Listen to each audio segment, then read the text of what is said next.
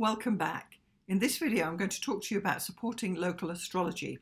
We're talking about your local astrology groups and what you can do in the area where you live to support your astrology business. A while back, there was a bumper sticker that said, "Think global, act local." And although it had something to do with pollution, the actual sentiment is the same, that although we want to consider the global effects of astrology across the world, which is what we're talking about, you can really only make effects or changes or have influence over your local area.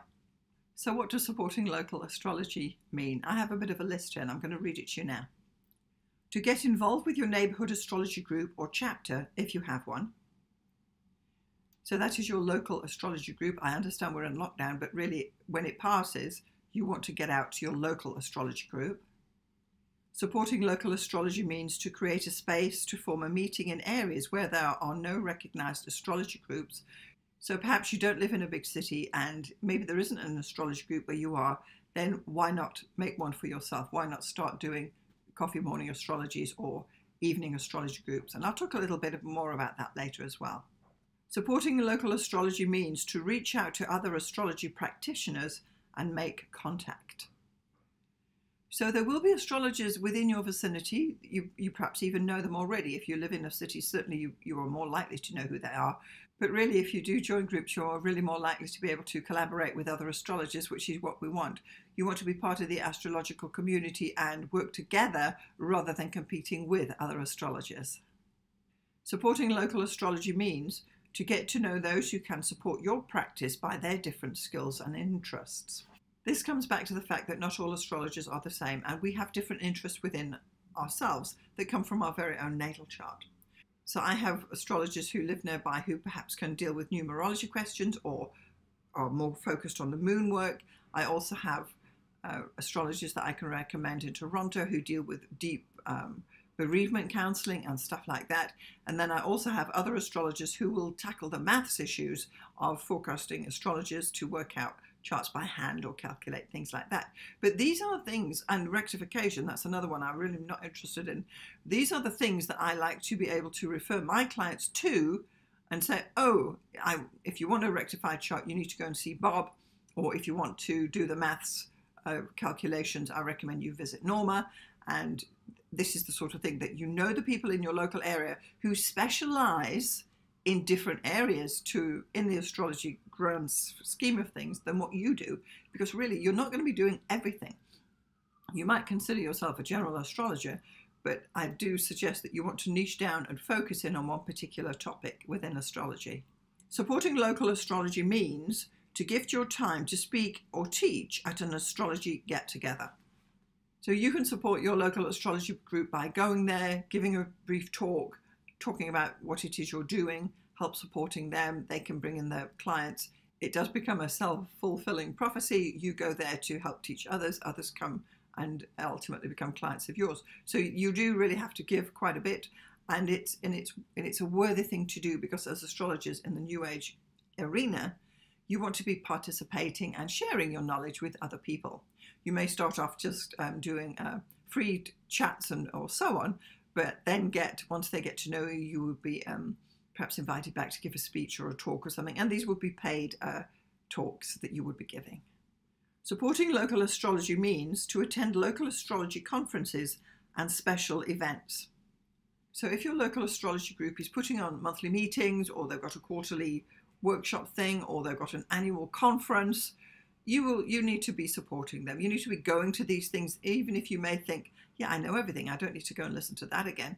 You need to support your community. It's the astrological community, and I do believe it adds richness to your life, and certainly there will be something that you will learn at all of these events. It opens you up as an astrologer from perhaps a little bit of, dare I say, narrow-mindedness that may creep in over the years, and you open up to new ideas, you meet new people, and it's a good way to socialize astrologically as well. Supporting local astrology means to serve on the board or group, if there is one. No matter where you are in your astrology journey, you will have something to offer. And if you do have a group in your city or nearby, you could certainly offer to serve on the board. You might want to be the secretary, you might want to take the bookings, respond to emails. And if you are an advanced astrologer, you might have more opinion about where the group should be going and what sort of things they should be doing, working on signing up speakers and things like this. There's certainly something that you can do working on the board. So I've worked on several astrology boards in my time, in Toronto for sure, at the Astrology Toronto board, and then here at Vancouver. I was the president of the Astrological for a while, and I'm now still on the board of the Canadian Association of Astrological Education. That's a long one, the CAAE, as the editor of their newsletter. So this is how I'm contributing my astrological knowledge to groups in my area, both local, regional, and sometimes international as well. Supporting local astrology means to support the year-end celebrations or other milestones.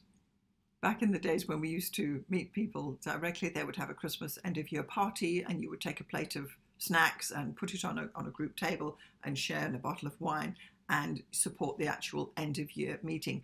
Even though there perhaps wouldn't be a lecture or there wouldn't be anything specific that you may think, oh, I'm going to go and learn something, let me invest in that. The idea is that you support the actual community that you're in. And again, you will get to know other people. They will get to know you. You end up chatting with people who will even, as a professional astrologer, they'll contact you the next week and say, hey, Alison, I met you at the New Year thing. Could you give me a reading?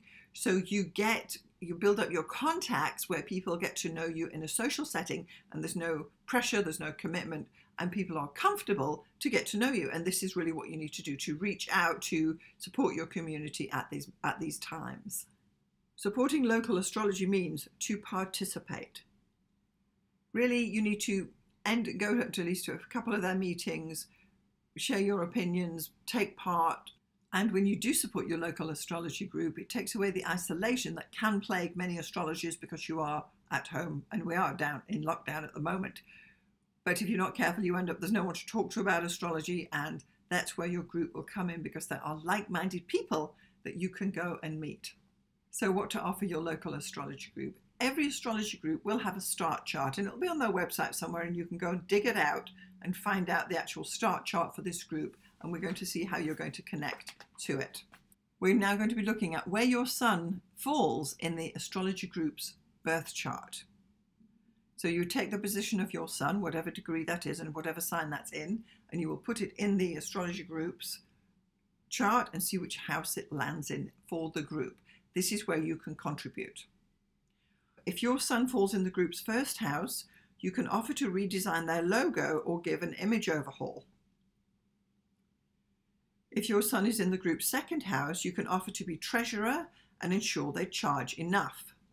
If your sun falls in the group's third house, you can offer to edit their e-newsletter and build community. If your sun falls in the group's fourth house, you can offer to be their historian or their caterer. If your sun falls in the group's fifth house, you can offer to organise the annual parties and any competitions that they may be running. If your sun falls in the group's sixth house, you can offer to serve on the board or be the secretary. If your sun falls in the group's seventh house, you can offer your skills as a public relations coordinator.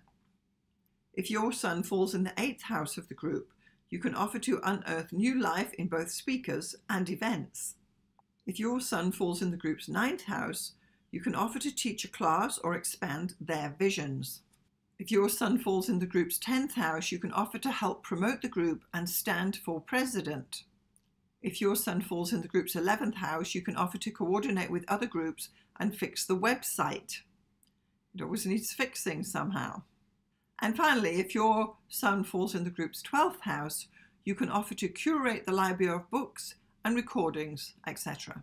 So there we are, simply finding out where does your sun fit into your astrology group's chart and what you can offer. And ideally, if you have an astrology group or you happen to be running one, you want people who've got suns in different areas of the actual chart so that they can contribute different things. So each of the signs would then have something to offer each group, and this is what this would give a good balance to an astrology group if possible.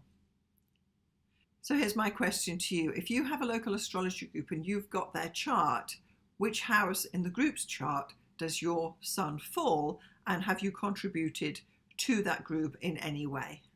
I'm Alison Price. Thank you so much for watching. I'll see you next time.